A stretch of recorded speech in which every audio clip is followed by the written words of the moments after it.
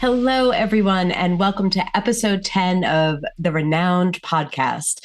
ReNouned is a podcast for the curious. We dust off the commonplace to look for shiny new relevance as we challenge ourselves to think critically about the objects that surround us, how they echo humanity's past, reflect the present, or foreshadow the future. So, Mark, will you remind everyone of this week's noun? Absolutely, Alison. Our noun this week is height. Height. Height, of course.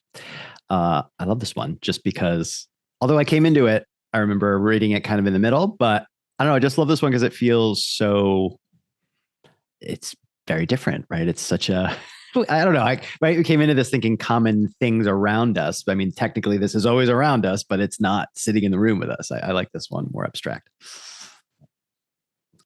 How about you? Yeah, I enjoyed it too. I found it because it is more abstract. I did find it a little more difficult for sure to find a path. But I found It's that hook, like as we're digging into it anyway, right? It's finding that little crack in the wall, so to speak, that you're like, oh, I can go that way, right? Right. And because it connects to so many things, it was hard to narrow it down.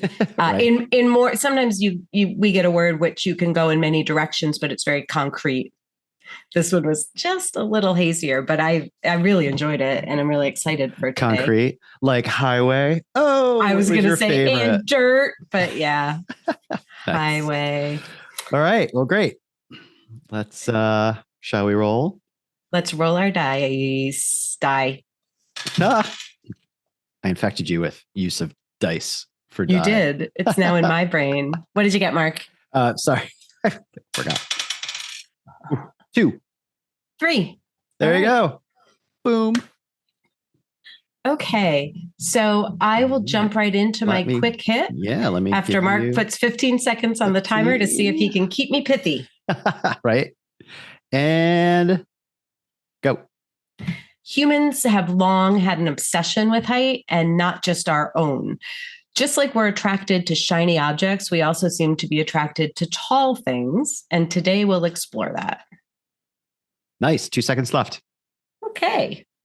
Cool. I feel like we're going to see, I'm probably kept mine broad and in a slightly different area than you, but I feel like for the first time we'll have slight overlap in like part of mine, which is that'll be interesting actually. Yeah. Because so far we have miraculously gone in different directions. Right. No, but it's true. They seem to, of course, I think echo and like reverberate off each other, but this one might be slightly closer, but that's cool. That's cool. Interesting. Okay, Mark, 15 seconds on the clock for you.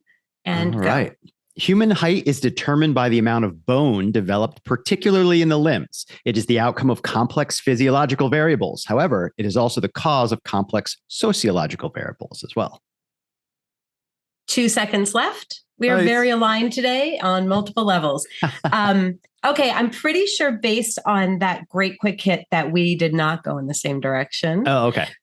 But I think that you'll be talking about a lot of things that I kind of was finding incredibly interesting. Okay. Nice. All right. By all means, down your rabbit hole, shall you go? Okay. Today, instead of going down a rabbit hole, I'm going to be running up that hill. Oh. So, I mentioned 80 songs. Exactly. That are wildly popular now, thanks to Stranger Things, which I have to say I love. I love that it's back. Yes. Okay. So humans, as I mentioned, have long had an obsession with height. And it's not just about intraspecies tallness, although that is a thing. And Mark, I feel like you might be going more in this direction and how it ties in sociologically. But I just thought I'd mention in that space, since that is such a powerful kind of draw for humans, tall men statistically reproduce more and they statistically earn more. And that is thought to be due to, excuse me, everyone, I'm getting over a cold, so forgive my voice today and my hems and haws, due to evolutionary biology, since male height probably garnered benefits to survival in the time when all humans were hunter-gatherers. But we don't live in that time anymore. And actually today, current age, shorter people actually statistically have lower blood pressure, they have a lower cancer rate, and they have higher longevity. they are more prone to heart disease. That's the one thing, right? That short people seem to have a negative medical impact, but tall people, actually, it doesn't seem to be such a survival benefit anymore, which I found interesting. I only wanted to throw that in there because it's an interesting little factoid, not what I'm going to talk about. What I'm going to talk about is that besides this seemingly, built-in evolutionary biology preference for height, we also have an obsession as a species with very tall things. Cities and countries compete for the tallest building. People like to stay in penthouses, which come at a higher premium. Great views, horrible risk of surviving a fire. Just throw that out there for you. And of course, the biggest of all, mountains have had a seemingly magical hold on our species for time immemorial. There seems to have been a captivation, when I wanted to explore why it is that we have such a fascination with the tallest natural structures on Earth. And it's a difficult one to answer with hard data, but there are seemingly obvious hypotheses. They're massive, and their heights were once unreachable to us as a species. We couldn't physically reach them. And the human mind tends to think anywhere we can't go, what's up there? What's over there? It's that human drive for discovery and exploration, which also leads, of course, to what seems to be a human drive for new things to conquer. But that's part of it. And then scaling their heights really tests our limits mentally, psychologically, and physically. But perhaps most fundamentally, they bring us awe. And there's a PhD named Paul Piff, and he says, what we're really doing when we go to the mountains without calling it this is searching for awe and a reminder of place in a much bigger world than ourselves. And he is one of the top awe researchers in the country.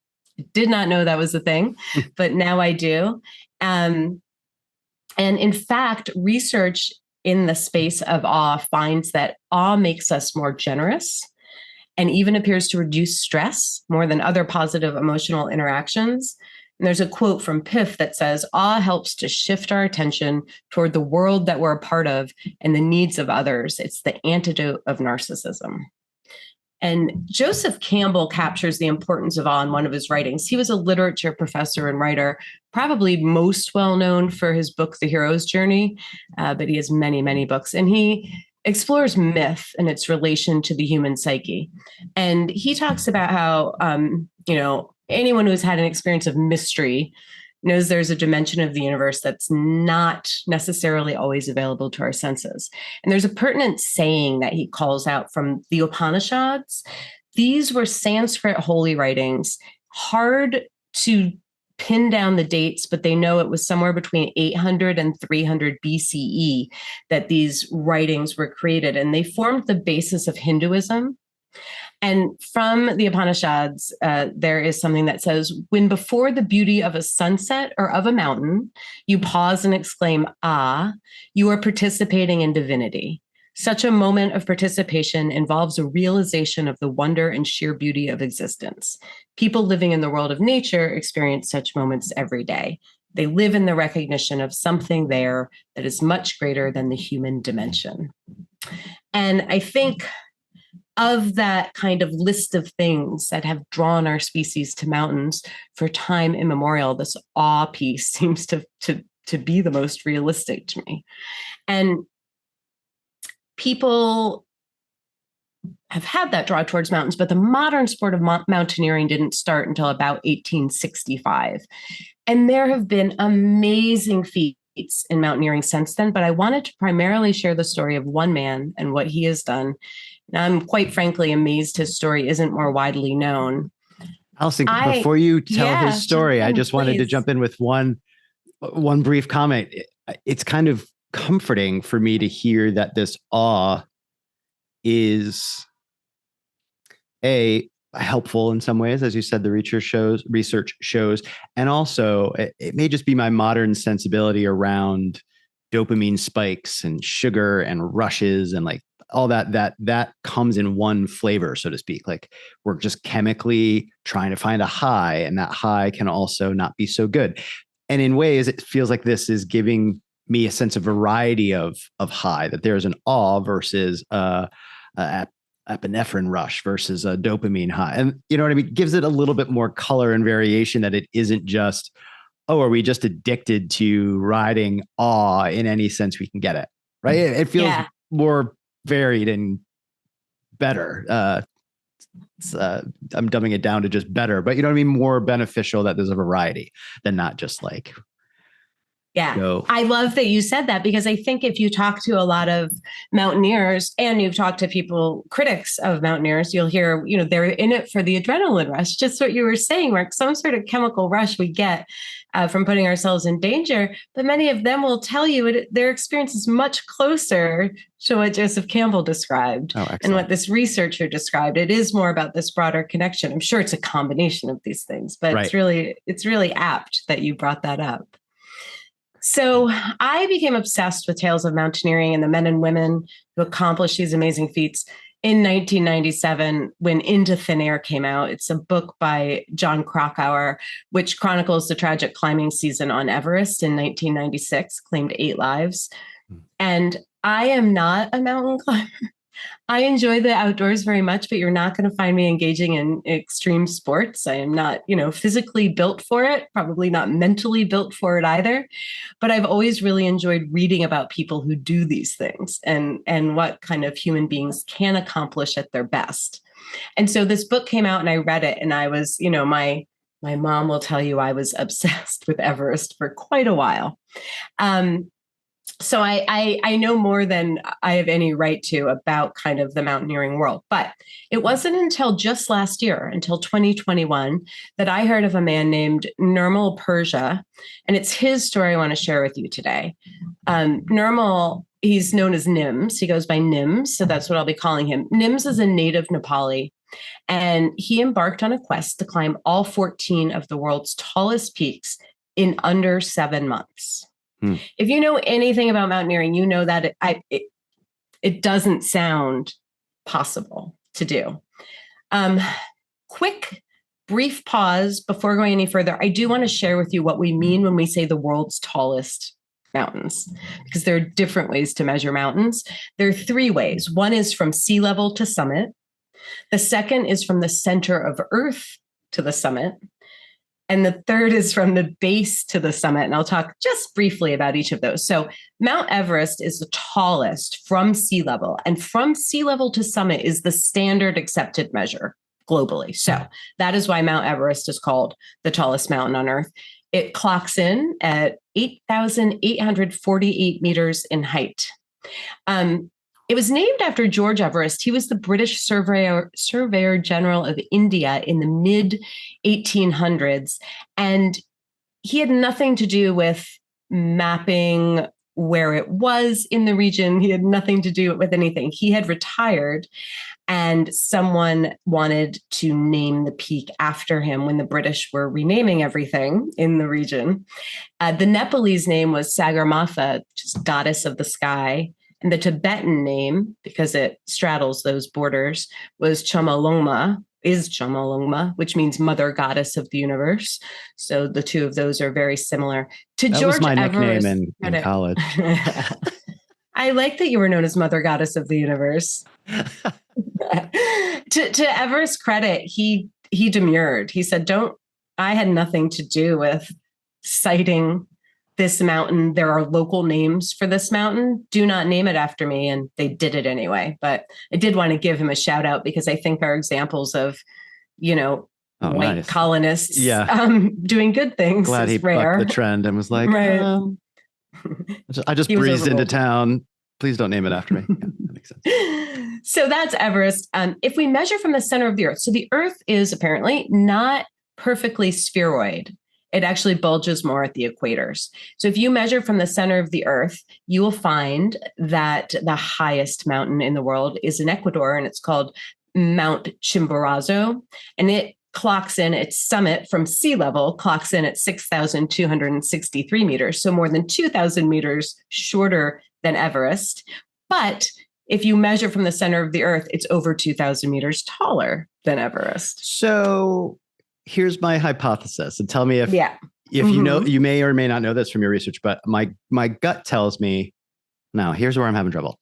When you first mentioned these three things, I thought, okay, perhaps from the center of the earth to the height is going to give you a sense of the conditions, meaning the thinness of the air or things like that. It's going to be something about the environment and it's going to be challenging, versus from base to top is going to give you more practically and logistically how far you need to travel to conquer the mountains, so to speak. So that feels more like I said, like the logistics of checking it off the list, like you climbed it, versus sea level. But then maybe the air is just as thin because sea level's the same everywhere. But maybe. Okay, no, this is a great question. Give me 1 minute and I will come to it and answer it. Great. No, that was fantastic, because when I was reading about the three different measurements earlier this week, I did have moments of, wait a minute, why are you, why are these different? Why did we go with sea level versus the others? Okay. If we measure then that final one, base to summit, Mauna Kea on the Big Island of Hawaii is the tallest. It from base to summit it's 10,210 meters. But if you're standing at the summit, you're still lower than the summit of Everest based on distance from sea level. So just wanted to share all those very confusing measurements. When we're talking about the tallest mountains on Earth, we are talking about the sea level measurement, which is the universal standard. Using that standard, there are 14 peaks in the world, and this is going to answer your question a little bit or shine a little light on it, Mark. There are 14 peaks in the world that are higher than 8,000 meters. All of those are in the Himalayan or the Karakoram ranges. Those kind of cross over Nepal, Kashmir, India, Tibet, Pakistan, and China. So all in that region of the world. And above 8,000 meters is what's known as the death zone. So this is why the sea level measurement is important to humans specifically. So if we're the ones who are trying to conquer these heights, once you're above 8,000 meters, there is only 1/3 the amount of oxygen available that, compared to what is available at sea level. So right there, a huge challenge. There are more avalanches. There's extreme cold. And that's why these are the pinnacle of achievement in mountaineering. You wouldn't have such a hard time, even though you are climbing 2,000 meters more from base to summit on Mauna Kea, you would physically be able to handle the summit better. If you made it there, I would not. So let's go back to NIMS. There's limited opportunities for young men in Nepal, right, in terms of careers to go into. So many join the Gurkhas. The Gurkhas are a legendary elite fighting force. They're soldiers. The Nepalese, they have been legendary for a very long time for their fighting prowess. And the Gurkha units are recruited by the Nepali army, the Indian army, the British army, in fact, and a few others.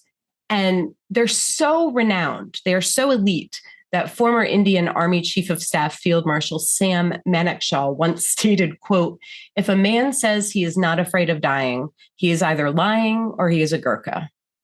So these guys are badasses. And I think they admit women now, but I should have checked that and I didn't. It used to be a fully male fighting force. I don't know if that's still the case.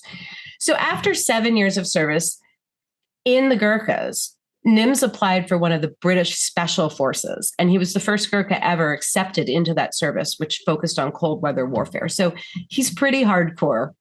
So he did this, and then he retired just in 2018 to focus, in his 30s, to focus on his love of mountaineering. So Nepalese are some of, if not the, I would venture to say the strongest climbers in the world, but they always end up in support roles. They're never leading expeditions, right? So Western climbers do not climb without Sherpas. Sherpas set the rope, set the lines that climbers need. They go up ahead. They build and strike all the camps. You have multiple camps throughout a climb for mountains, especially the 8,000ers, as they're called. They carry all the gear so the climbers can just focus on climbing. But the wages they earn are a fraction of what clients pay to join expeditions. They get the smallest piece of the pie, and they're the ones who make it possible, and they're the ones who are doing all the work. So NIMS wanted to bring attention to the critical and life-saving work that the Nepalese and Tibetan Sherpas do. And that's how what he named Project Possible was started. So NIMS and he assembled 9 Nepali climbers, all of whom he knew, all elite climbers on their own. And with no other support, they set out to summit all 8,000ers in under 7 months, carried all their own gear, did everything themselves on top of climbing. And this is all documented in a film called 14 Peaks, Nothing is Impossible. The film came out in 2019. And as I mentioned, I just came across it last year and couldn't believe I hadn't known more about it. I could not recommend it more. If you don't think you're interested in mountaineering, watch it anyway. It is about much more than that. And it's truly inspiring. So off they go to climb all 14 8,000ers. The first man to ever do that was named Reinhold Messner, and he was an Italian mountaineer. He completed that in 1986, but it took him 16 years. Now, he, as opposed to the 7 months NIMS and team were going for, he did not use supplementary oxygen, which is mind-blowing. No one is taking anything away from Messner here. Since then, only 43 other people have since completed all peaks. So it's a pretty elite club. None of them have done it in anything. I forget what the next lowest record is, but it's a matter of years, not a matter of months. Oh, just to jump in, I still love, though, that what you're describing, because before you mentioned this, I forget, what is the project called? Project Possible. I was thinking, well, what a strange, quite literally double standard of a standard for the, classically white European background coming in to do this as like a hobby and test themselves. Meanwhile, the native population is able to do this in their sleep, so to speak, like the way that it's happening. Right. So I was thinking in my head, like, well, what does that mean? How do we establish something that is combined? And then boom, that's what this is, right? It's, well, let's raise the standard to something that is like a universal just for humankind achievement. Do it in less time. Do it carrying your own gear. Like blah, blah, blah. That's exciting and very cool. Yeah, no, it's fascinating. And I think so. Sherpas are physiologically adapted to the mountains. You'll see this in some Andean cultures as well. And I won't go into all the details on the physiology in the interest of time, but they are, physically better able than, say, white Europeans to handle heights. But NIMS and others would tell you probably as much oxygen, I would think. Well, it's interesting. It's not that the cells produce more red blood cells, which was originally a theory. It's that the body releases more nitric acid, maybe, in response to the lowered oxygen, which fuels the muscles and allows them better energy conservation. Oh, wow. There's still studies going on it. That's only one of the adaptations, but it's pretty interesting. But as you said, Sherpas are generally much better suited and much better climbers. But Mark, you said, it's a walk in the park for them. They wouldn't call it a walk in the park. It is still extremely difficult for them. Right. Well, I mean, what they're... but relatively, yes. Right. What the project, what they're set out to do. Right. Yeah. I mean, it feels like the difference, though, in like difficulty is pretty. Yeah. No, I mean, for sure. I'm glad you corrected me, though. That makes a lot of sense. I should be like, but they couldn't traipse up and down a mountain in a day and then, be like, yeah, I'm fine. So, okay. So Project Possible, off it goes to mixed commentary in the mountaineering world. A lot of people hadn't heard of NIMS, and a lot of people said, well, what is he trying to do? He's never going to do this. This is stupid. Whereas a lot of other very elite climbers really rallied behind him, which was inspiring. And I don't want to spoil the story, but this has been in the news since 2019. So I'm just going to tell y'all, NIMS did it. He and his team climbed all 14 peaks in 6 months and 6 days, which is impossible. Which is failure. No, just kidding. to wrap your brain around, right? He wanted to do it under 7 months and he just did it. Oh, it was under 7. I thought I was only joking because I thought it was 6. So I was like, 6 days over. Oh, so still like substantially, I can't talk, substantially under his 7-month limit. Yeah. That's great. Along the way, he also broke 6 other mountaineering world records.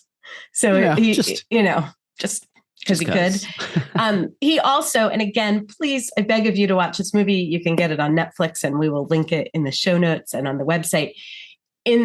I believe it was the first 2 peaks he tackled. He also led 2 rescue attempts of other unrelated climbers that happened during his own bid. So he was, I believe, Annapurna was the first one they did. And on his way down, he has summited. He needs to get down, move on to the next peak. And there was a climber who was stranded near the summit alone, unrelated, who would die. He was above the death zone. He was out of oxygen. And Nims and his team had already gotten down to their top camp. And then they would have, in the morning, continued their way all the way down to base camp. And they got a radio call from base camp that there was a climber in distress, and they had to make a decision, because going back up puts their lives in extreme danger. Anytime you are in the death zone, you are in extreme danger. The idea is get in, get out as fast as you can. And they had already summited. It also, of course, put his project and his timeline at risk, and, his decision. And this is all filmed. You can see it in the movie. This is potentially a really stupid question, but I was maybe very, very stupid question. I was assuming that this was done to test themselves, but if somebody got into really serious issue, why can't somebody fly up there and get them? Oh, because it's a great question, Mark. It's because the air is too thin to support helicopter blades. Oh. So the physics don't support.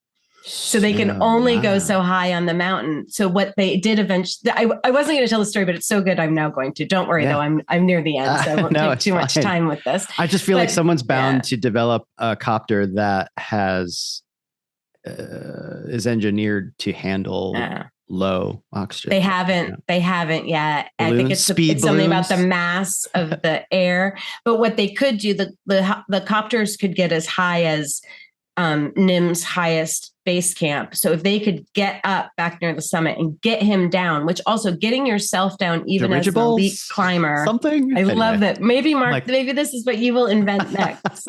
Right. Sorry, I don't mean to cut you off. No, you're not. I'm fascinated by your brain trying to solve this problem. So they had to physically climb back up, which again, they had just completed this incredibly exhausting feat. They went and they did it, and he was still alive, which no one could believe. They had to then physically get themselves and him down he couldn't walk to their top camp before the helicopter arrived to take him away. It was an unbelievable act, and they did it. And there's actual footage of the helicopter getting to the camp, dropping a line. You just hook into the line. They pull you nice. Off In the documentary, in the film. Yeah. Yeah. Sweet. And they don't even haul you up to the helicopter. It's too dangerous. They're at the edge of their performance ability. So they hook you to a line and they fly away, and you just watch these guys flying away on this, dangling from a helicopter over the Himalayas. So my point there, though, was so Nims is doing this. He's breaking other records. And he also at least twice stopped to lead rescue efforts for other climbers on the mountain. So he's a pretty all around good dude. So as I mentioned, some of the mountaineering community really rallied behind him. Some were more skeptical. He did get a lot of criticism for using oxygen. So he didn't do it oxygenless. But a lot of people kind of said, are you kidding me? First of all, he's doing that for safety reasons, for his own and his crew. He's doing this in 7 months. So his body won't have time to recover. For him to use oxygen, he's carrying all his own gear. For him to be using oxygen is not a ding on the record at all. In fact, Reinhold Messner, who was the first guy to do all 14 peaks that I mentioned, he is still alive. He's written a lot of great books. And he himself, he's interviewed in the movie, and he's basically like, what the F? Of course he used oxygen, back off, people. To try to take this away from him by saying that is absolutely insane. And if you're saying that, you know nothing. So the achievement itself is nothing short of astounding and awe-inspiring, to bring it back to awe. And Anatoly Bukreev, he's since passed. He died mountaineering. He was a stupendous Soviet Kazakh climber. He once wrote, "Mountains are not stadiums where I satisfy my ambition to achieve. They are the cathedrals where I practice my religion." And I thought that tied these things in nicely from we started talking about awe, which is why a lot of people are attracted to and climb mountains. We look at Nims and what he did, which was about breaking this record, but it was also about supporting his people and showing the world, right, how much more those people deserve, and trying to prove a point that anything is possible if you put your mind to it, trying to create a sense of awe in everyone in the world. And Buchrief really summed that up nicely. And the men and women all of them who pursue these heights, they're reaching for more than a physical goal. It's mental and it's spiritual, which is where NIMS kind of fits in. So this obsession with height really indeed does seem to be multifaceted. So that is it for me. I hope this has inspired you to climb your own mountains, be they physical or metaphorical heights, and to seek out awe and wonder every day. Yay. I love that. It's yeah, exactly like you said. It's so inspiring. And you got me thinking there at the end, right? We think just in terms of the achievement of having done it. And it's like an endurance thing or a body endurance, but it feels like it's got to be, it's logistics. It's like the endeavoring to problem solve on a human scale. It's like a constantly, right, striving for more. I love that. Thank you so much for, I would never have, I think, been exposed to or experienced a story like that. So again, having us, right, do this big experiment of random nouns leading to rabbit holes like this, where I can hear a story like that I just would never have considered reading about or learning about is terrific. Thank you. That's good. I'm so glad you enjoyed it, but I can't wait to learn more about all of the physiological and sociological. It sounded like those might be the directions you're going in, but we'll see. So I definitely took it in two pieces, because when I thought about this, because as you mentioned, it being so a concept more abstract for us, sort of where was the way in? So I kind of wanted to think about the physiological and biological take, like what determines height, like what is happening that would have variations in height. And then a little bit of the sociological, like, well, how has height, played into how we're perceived or some of the social dynamics that happen. And I didn't go deeply into either, to be honest. I kind of wanted to take a little bit of a survey through both to expose myself to the science behind the biochem reactions, and then a little bit of like, where is some activity in the research of perception and such of this. So first, like to always start with a little bit of trivia. Anybody who's listened to past shows know. So question number 1 of 3, I'll scatter them across my rabbit hole here. So Alison, and of course, audience, try to, answer along here, see how you do. According to the WHO, what percentage of the world's children were stunted as of 2017? Oh. So no multiple choice. I just have to guess here, huh? Oh yeah, I figured I'd just give you No, that's good. That's range fair. Percentage. You've given me training wheels for weeks now. Okay. 21. Amazing. 22. So you. Okay, I swear, people, that was not rigged. Close. That's amazing. Yeah. 22%. Excellent. That's really well done. And so a little bit of backstory on this, although that sounds still fairly appalling, and I think it is twice as good as it was. So that is measured, as I mentioned, in 2017. In 1990, that was 40% of the global average of children were stunted, right? So issues with nutrition, healthcare, et cetera, that would be stunting growth. So that is, of course, a significant improvement in the average. A caveat here, something to keep an eye on, right, is that is still a global average, and there are very significant variations, as you would imagine, from region to region. So it's not to say that even though 22 is still a problem, in some areas it's significantly worse. Do you happen to know? Don't have the difference, but I think in the notes, I will certainly have everyone listening and watching some of the work cited and some references where you can look up this information, and a lot of other interactive sort of graphs and ways to cut the data that the WHO has. It's a pretty fascinating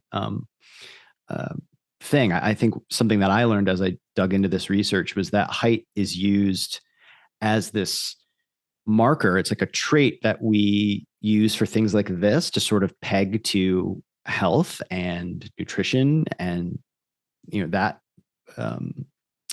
from a global WHO sort of perspective on data and important health data. But then also you'll see in the research, height is used as sort of a model for genetic research in many ways. So we'll talk about that in a second. Okay, so yeah, diving into that actually, into the physiological sort of approach. First, it's estimated that 80% of height is determined by genetics. If you were to think of the two factors, either being genetic or looking at other biological factors or environmental factors. So 80% genetic. The other 20% is a mix of biology and environmental factors. So the biological factors would be things like hormones. And when hormones may kick in and be very active in the body, for example, puberty and growth spurts and things like that. And those mechanics, the process of that is really not well understood. So still being researched, people diving into that. I will say in general, all of this is still being heavily researched. It's not like science feels like they have height down pat and we know exactly what's going on at all times, which I think is fascinating. And right, anyone who is into science, as Alison and I both are, know that, right? You learn how much you don't know. The more you know, how much you start to identify all the gaps, right? Gaps you weren't even aware of in the past. So that is exciting that it's still so something as universal as height, right, as a concept is still being very, very researched. Okay, so that's biological. The other part of the 20% is certainly environmental, relevant to the question I just asked about children and being stunted. So one, the mother's nutritional status during pregnancy, also if she smoked or any exposure to hazardous substances will be all factors. And then of course, once there is birth and the child is developing, the child's own health with regard to overall activity levels, nutrition, accessible healthcare and quality of healthcare, and also fewer infectious diseases being exposed and dealing with those will generally all come together to, on average, be correlated with taller adults. And this has been demonstrated in studies as well of immigrant families, interesting, who have gone from one more developing part of the world to a first world and having, wildly different access to quality healthcare, nutrition, et cetera. Mm-hmm. And these studies would show that the children would be much taller. So if you're talking, right, heredity, genetics, you're immediately showing that it can't all be genetics if you're having the same family and exactly the same bloodline have such differences in height. Okay, but let's go back and dive a little bit deeper into that 80%, that genetic.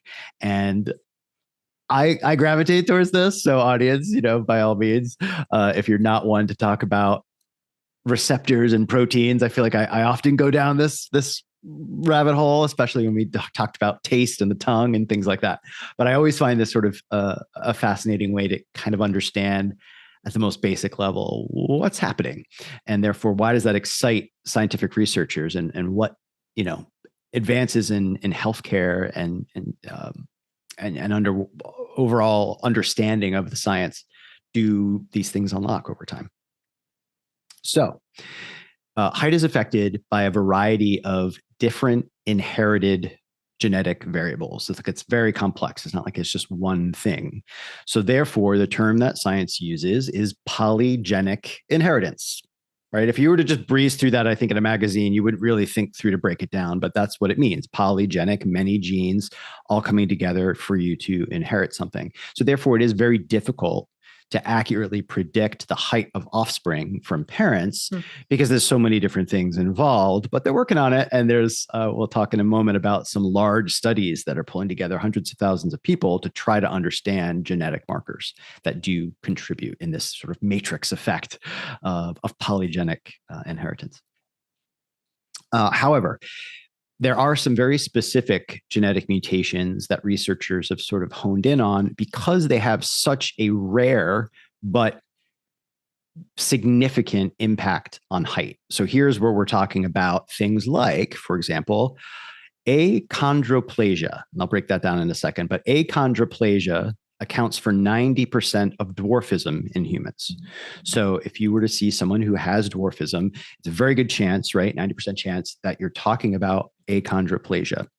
And what this condition is it impairs the growth of bone in the limbs, and it causes some abnormal bone growth in the spine and the skull. But largely the torso is normally developed, which I think I did not get into too deeper into this to say for sure.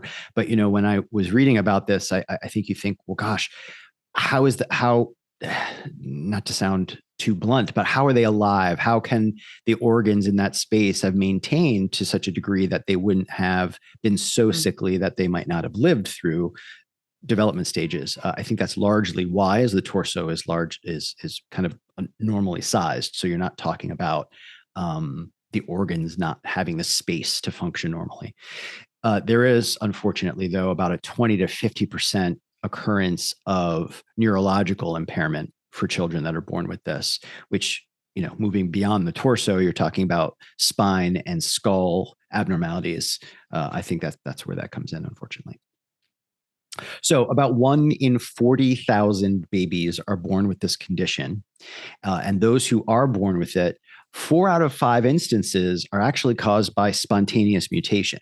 It's not by inheriting it from the parents. That does happen, but that's only 1 in 5. So 4 out of 5 being spontaneous. I mean, I think we all get it as humans. There's a lot of things that can happen. And if you're expecting parents out there and you're freaking out, testing and wanting to know if the child's okay, I mean, I get it, right? There's a lot of things out there that are just possible. And I'm a worrier by nature. So I understand that, we are in an age where we can know so much more about it, like things like this perhaps being an issue. So delving a little bit more into this, and why I'm focusing on this is, again, the research focuses on these things that are more rare to understand the model and to therefore better understand these wider combinations of things that are quote unquote normal polygenic, right, factors. They're going to start with the things that are sort of most observable and have the most obvious data, if that makes sense. I don't want to overgeneralize, but I feel like that's been a common thing in science for a long time. It's like what jumps out as the most extreme cases. And when you dissect that, so to speak, and understand the mechanics of it, how can you then learn what the dynamics are that are in play so that you can go back to quote unquote standard things and start to understand them better. So let's see. The gene here for achondroplasia is something called FGFR3. Break that down. FGFR stands for fibroblast growth factor receptor 3 gene. And so what this gene does, it is responsible for creating the instructions to create a protein. Right? That's largely genes in general, more or less. This gene is responsible for creating a protein that is a growth factor receptor. And it's specific to what's called a fibroblast. So, of course, me knowing nothing about what a fibroblast was, I was like, well, how am I going to understand what's going on here? How do I position this in context to other things? So a fibroblast is a type of cell that contributes to the formation of our connective tissue. And it's involved in things like healing our wounds, the formation of collagen, et cetera. So at first I was like, well, what does that do with a child being born and the development of their bones at such an early, either embryonic or young child age?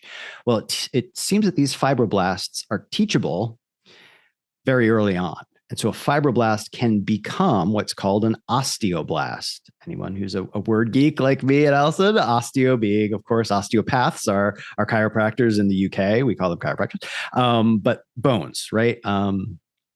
So osteoblasts would form bones, or chondroblasts, which is cartilage. So therefore, this FGFR3 gene is very instrumental early on with fibroblasts being informed to build cartilage or bone, et cetera. Just curious, Mark, do they build anything besides those? I know that's where we're focusing for growth, but can they be taught to do all sorts of building tasks? That I don't know in terms of the fibroblast itself, but this FGFR3 gene, that's a perfect question, because I thought, well, what's the 3 mean? Is it indicative of a chemical structure? Is it molecular structure? And it turns out that 3 is literally the third of what turns out to be 4 known FGFRs. Oh, okay. So there is an FGFR receptor 1, 2, 3, and a 4. So 3 seems to be very specific to achondroplasia and the formation of cartilage and the bones. So yes, I think what we see is that in general, if you take the 3 off, this group of receptors, these 4, are proteins that serve in general to focus on sort of cell division, regulation of cell growth in general, the maturation of cells, the formation of blood vessels, healing of wounds. And so to your point, it isn't just the bones, it's sort of all of these growth things. That's right. You had mentioned critical. Healing. Okay. Yeah, so no worries. Yeah, exactly. So research into height is seen as this model for how research in other traits that are polygenic can be approached, right? So there are other genetic things that are just as complex where you can't just pin it down to one thing. There's probably a lot of different variations and variables at play. And so height and the research into height is being looked at and followed by others in other therapeutic areas, if you will, to say, well, how are they approaching this very complex thing that can therefore inform their research plans and their research modeling? So it becomes even more important, not just for what they're discovering, but how they're going about it and how they're discovering it. A quick note on some interesting how is something called the GIANT study. I love how these researchers usually find some way, right, to abbreviate the terms on something that is very relevant to what they're studying. So GIANT, all capitals. I do not have written out here what that all stands for, but we'll post a link to the GIANT study. So in 2014, they read out a part of the GIANT study, and this is a massive research involving 300 institutions. Was that an unintentional pun? What? Giant study, massive research. Yes. Continue, please. With 300 institutions and over 250,000 subjects. So that's a massive amount of subjects. And it more than doubled the scientific understanding of genetic influence on height. So previously, there were about 200 regions of genes that science understood or associated with height. But because of this study, they now have 424 regions that are associated with that. And just to put that into further context, if folks kind of think, well, that's great, but what does that really mean?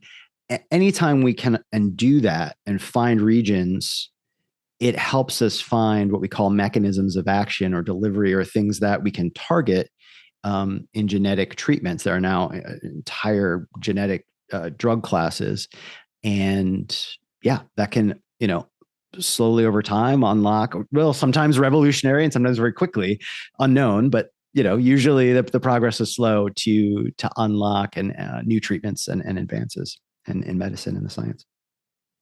So doubling that from 200 to 424 is huge. And perhaps in many more ways, more importantly, it didn't only expand upon genetic areas that were previously suspected or known. It wasn't like they kind of knew in general on the gene where to look. It surprised them in some ways. So areas that previously were not associated at all with skeletal growth, they now are surprised to say, I don't have the full name for it, but it's a particular gene called lowercase m, uppercase TOR, mTOR. And that was previously associated only with cellular growth. However, through this GIANT study, they realized, it is actually very relevant to skeletal growth and is in fact associated with height.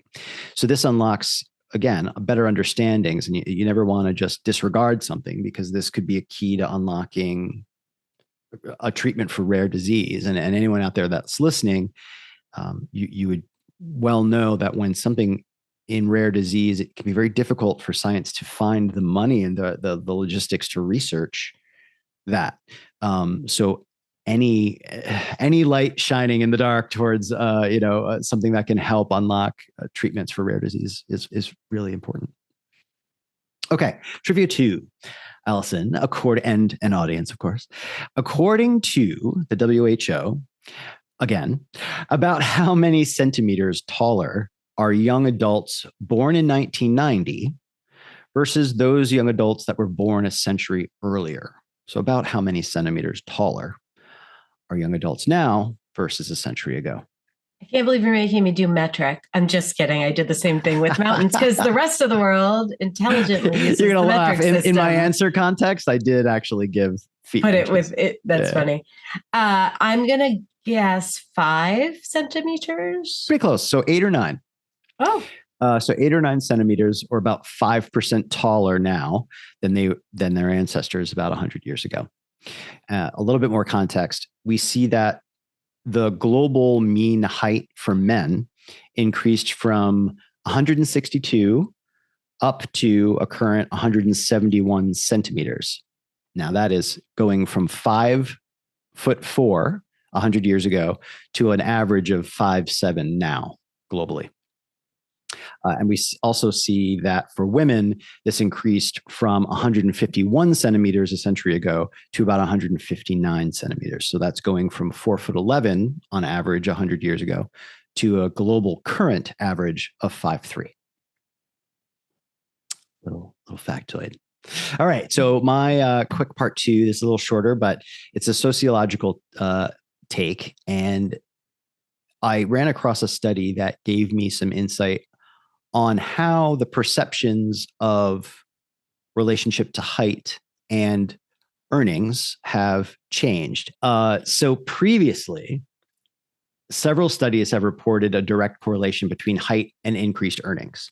And this has been data consistent through German studies done all the way back in the 1800s, through to several US and UK studies conducted even in the last 30 years.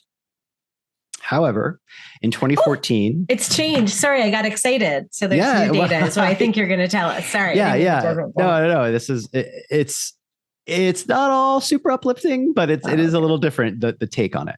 So, however, a recent study in 2014 that looked at a large and robust data set of 450,000 Swedish males. Now, granted, it is male specific here. With very reliable follow-up data. So why this became possible, I believe at the time period that this data was gathered, there was required military service. So a lot of this data sort of was captured through this process, and then very reliably, their incomes were recorded. So from a researcher perspective, it's much richer data and more reliable data than just like taking surveys or going out and asking people over time. Like this was pretty locked in. In this case, I think when you hear, these German studies from way back when, and these studies in the last 30 years, I think we immediately jump to, at least I do in my head, hiring managers that are favoring candidates because they're like impressively tall. So, and therefore, and we can get into why that is. Are they somehow sexually attractive? Are they somehow like meaning that they are like on a species level, we feel like they are going to survive more? Like there's why is that happening? I think we jump to that. Or we think 2 interviewers and hiring managers are penalizing or discriminating against shorter individuals. It's either one or the other. You're either doing more for the tall because they're tall, or the folks that come in that are shorter, you're penalizing somehow. However, this current study is saying that those dynamics are not gone. I think they're just adding a bit more nuance to what's happening in the data and our understanding of it. So when they dig into it, they're saying you need to look at both what they're calling non-cognitive and cognitive factors in order to make a more complete picture. It can't just be about height, end of story. Because when they dig into it, what they found is that the height plays a role in cognitive development earlier on in their experience. And so what they found is that when you are taller earlier, you are, think of the classic scene in a movie or whatnot, you're picked first in gym class. You are engaged into group activities that will give you a more refined, you could say, or a more tested skill set socially that therefore starts to accumulate in opportunities, in ways to better manage how people are perceiving you, et cetera, and put you on a path, they say through the data, that therefore that can be quite a substantial thing. It's not just they're not just seeing the tallness, they're seeing actually probably better background of experiences. They're seeing somebody who's carrying themselves probably better or differently. So there's that factor as well. So without controlling for these skills, and we just look, okay, what's top line? The study does say, just broadly, yes, in terms of height for these Swedish males, right? I said 450,000 or so. You see that for every additional 4 inches of height, it's associated with a 6% increase in average earnings. And if you were to do some translation, if you will, from the Swedish economic and cultural environment to, say, a US and UK, the researchers think it would be about a 10% difference. Why that is because things are a little bit more standardized. There isn't quite the fluctuation in salary possibilities within Sweden. So the thinking would be about 10% given our differences. However, again, this is where I'm saying, let's take that 6% and sort of whittle it down, because that's where you're not controlling for anything other than just height, this like non-cognitive thing. But if you're looking at both, that's where they start to come down. So think about everything we just mentioned, right? Where they're more involved. Also, they found that taller individuals are more likely to come from advantaged family backgrounds. And that is related to what I mentioned above, where if you're not going to be stunted, if your mother's healthcare was better, if your healthcare was better, you weren't exposed to as many infectious diseases, the nutrition and your quality of food that you had available to you is better. So again, it's this other factor. The height is coming about from a whole environment of things that are leading to advantages. So after controlling for all of these things, just to sum up here a little bit, they whittled that down from 6% premium, if you will, like this advantage, really down to 1.5% that they think is just due to height. And even if they're looking at that, they sort of end the study and what my research with maybe even that 1.5 isn't really so much about being taller. It might be about penalization of shortness. So that it almost is explaining all of it away to say height isn't a factor at all. It's all of these other things in terms of cognitive development, of background and environment of the family, and then others being put down, so to speak, because of their shortness. Although I would argue that if you're penalizing shortness, you are de facto prioritizing tallness. Yeah, but that makes sense. We don't need to go there. Yeah, no, it's true. And that's where, to be very honest, right, I didn't spend, months or years with this study. So I feel like you can't explain all of it away. I think there's definitely something there that is saying height and our relationship to it and why it's impressive to us in some way is still a factor. I don't think they would ever explain all of it away, but I do like that the study at least seems to say, hey, and it's written like any study where they're expecting more research to be done. They're not saying everything's overturned, but they're just saying this is more nuance than these previous studies perhaps provided. So, okay. So ending with trivia question 3, excuse me. On average, this is pretty, so just a yes or no. On average, are men taller than women everywhere on Earth? On average, I mean, so mostly, like in general. Yes. Yeah, like on average, are men taller everywhere on Earth? Okay. Yes. I thought that might, I don't know. I thought that might trip somebody up. I don't know, audience, how you did. But yes, I thought maybe there's a pocket somewhere. But no, yes, on average, they are taller, but the average disparity, how much it differs, does vary. So men and women are on average closest in height in Gambia, where the difference is only 1 3/4 inches on average. The difference is greatest in North Macedonia, where the difference is 7 1/4 inches. Interesting. Yeah. And that's that's where I left off before my. That was great. Thank you, Mark. That was so interesting. And so we did not go down the same path at all as you posited we might have. So once again, we got to learn about different things, which I love. I am very fascinated by this idea of height. I mean, you guys who are watching see us sitting down. Mark and I are both above average height. So I'm 5'9". So for a woman, I'm like crazy above height. And Mark, I don't know what you are. 6 foot. Yeah. So both of us are above. And, growing up, I really hated that because, girls weren't supposed to be that tall. As an adult, I don't mind it at all. But it is really fascinating to me what that brings and doesn't bring to people versus what the advantages shortness brings and doesn't bring to people throughout their lives. Oh, I completely left out. And how did I get through that? How did I do that? So this advantage, right? I talked about that those taller may be asked to engage in things that would therefore develop their social skills, leadership skills, et cetera. So there is therefore in this research paper, the call for, if this observed dynamic continues to be there, they think it makes a very strong case for actively balancing that in elementary school and other developmental time periods. Because if you see that the shorter kids, if that's happening, you do something to force in the system a more equitable exposure to those types of opportunities so that doesn't happen. Interesting. Yeah. All right. Okay.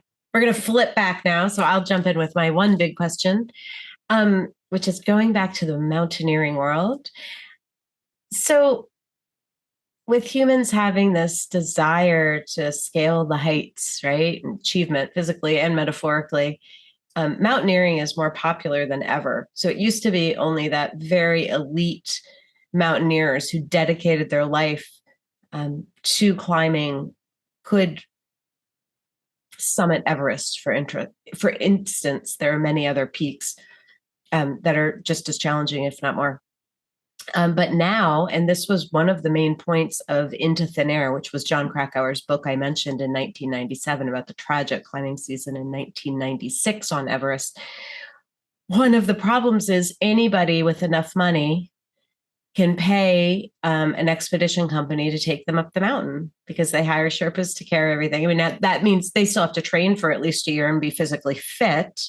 But otherwise, if they have enough money, they don't have to carry their own gear. They don't have to strike their own camp. They can have a personal guide with them at all times who's teaching them how to do everything, who's there to save their life should they get into danger.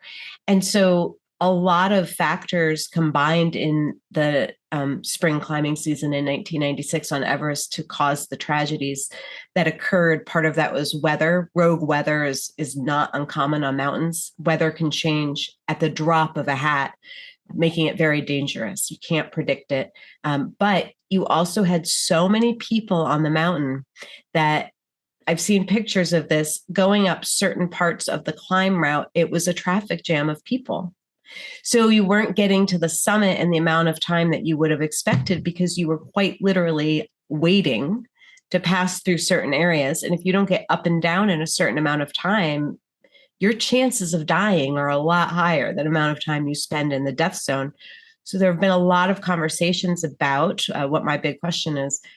Should we now, no matter how many humans want to have these big achievements of scaling the heights, should we really be limiting climbing on major mountains, both to protect life of amateurs, although you could argue, hey, free will, this is their choice. If they want to pay to potentially die, they can do that. But also because of the number of people, the amount of damage to the mountains is becoming more extreme.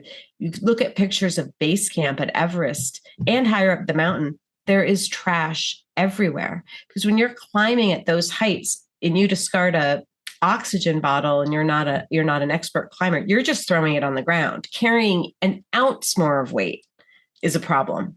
And those are just left there because for anyone to bring them down, it's incredibly difficult. So all of this trash has been building up on the mountains. So the big question in that community is, do we need to be limiting this for environmental reasons, for safety reasons, for all of these things, even though humans seem to have this urge to do it? And if we did limit it, is the other problem that I talked about the Sherpas, and they're not making nearly as much money as they should, but they are making money to feed their families. They are making more money than some of their countrymen because they're able to do this. They then take a hit economically. So how do we prioritize this, achievement goal of scaling the heights that humans have with the income goals and social justice goals that we have of making everyone equal and paying equal pay and making sure we're providing opportunities, with then the third piece, the environment?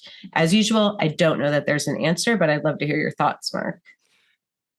Yeah. At risk of being the type of person who comes off like, this is the way, like, I'm going to wave my magic wand.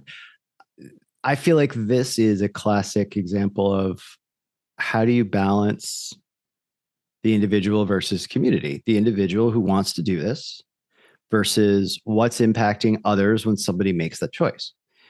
And here's where I would say that I think a lot of us in modern day turn our noses up at regulation because it feels stifling. It feels like it's, quite literally regulating away fun and free will and everything else. But regulation, if done right, will allow for freedom, but in a way that is not endangering people beyond the individual making the choice. So I would vote for, you mentioned, you said the word limiting, Alison. I think it's letting anybody who wants to do it, to your point, do it. And if it's dangerous, they are signing. Right now, I don't know that there's a which they do. Everest organization. I don't know if there's like quote unquote a national park that is managing this. I feel like there should be, first of all, somebody has to enforce the regulation. But if, say, anyone can get the license to do it, pay to do this, you're free to do it. However, you need to sign away that no one else is responsible. You're not going to turn around and sue the mountain because you became, I don't know, almost died from frostbite or died, and then your family sues the mountain. Like, you're doing this for free will, and if you die, you die. Also, that you've taken obvious precautions to protect any of the Sherpas or folks that you've hired to help you, right? That you're not I can't think of the word right now. It's just an irresponsible employer, basically, right? Like that you're not doing anything to consciously endanger someone that you've hired to work for you, right? So that they're not being mistreated.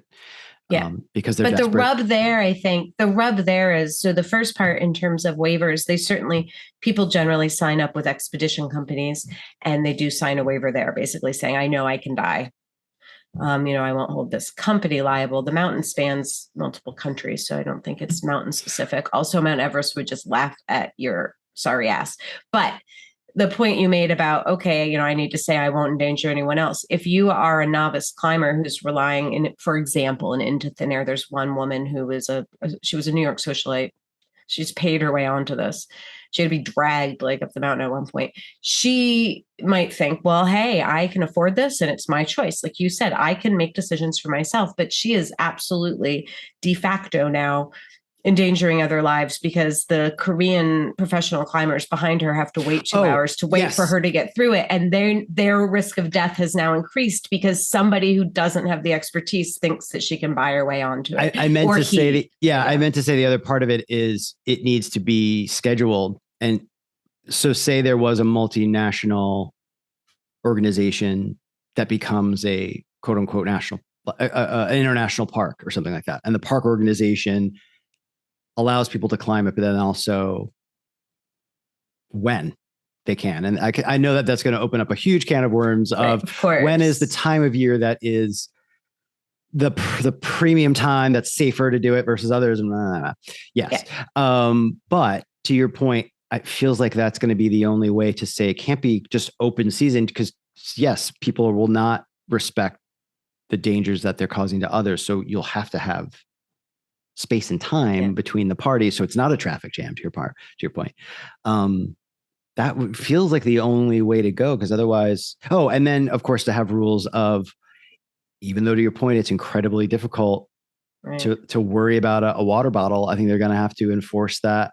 Well, you're going to have to, because you just don't have a choice. It's going to be part of the challenge is the logistics of doing all of this the right way. I mean, we do that now. You get fined and do things right if you don't close a camp properly, and et cetera, et cetera.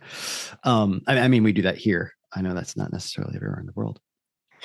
Anyway, that's where my head goes, which I know sounds super like idealistic, but if anyone wants to read more about those thoughts, do pick up. I know I've said it multiple times. I'll say it again. Pick up Into Thin Air. Krakauer is an incredible storyteller. And again, even if you're not super jazzed about mountaineering, I think the drama that plays out on the mountain and the different people and all the factors that came together for this tragedy are really interesting. He's also very controversial. He's been criticized by other climbers for how he portrayed it. So you can read about some of that. He'll even call it out in his book. So he's not the last word on this, but he is one. But they do talk about some of this. And there was a lot of commentary that came out after the book due to the circumstances. But Mark, I imagine your big question is going to be in a very different direction. Yeah. So I had trouble coming up with one, but it has to do with that last point I made around, do you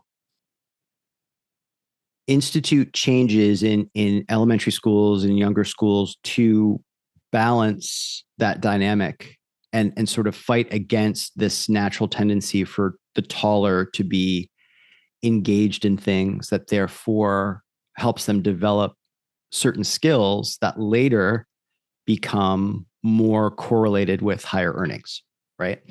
So that you don't have those quote unquote falling behind because they're shorter and they're not engaged as much, and that affects them later. Part of me immediately feels like, yes, do that because it's balancing and it's important to have an equitable exposure. But then I don't know. I think that's where I net out that is important because you're in a structured school environment that is intended to put the best tools and experiences into the kids' hands. But where I get a little tripped up is